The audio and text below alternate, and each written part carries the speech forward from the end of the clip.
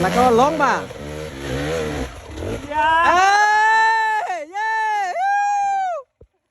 Ê, bà kia nè. Người ta của chanh mà lón ơi cười. Ta mó mà bông, lên.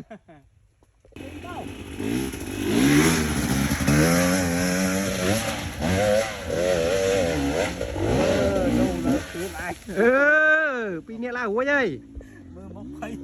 Thằng mạch má anh Khuyên ơi. Mồi thả ôi à. Nào phải lao mình rút cho ta lao ra. Rút đi, rút.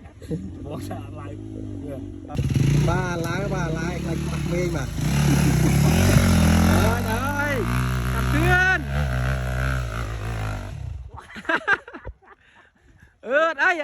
Đây. Phải mình phải ra mà thôi kìa đúng không ạ? Được bua.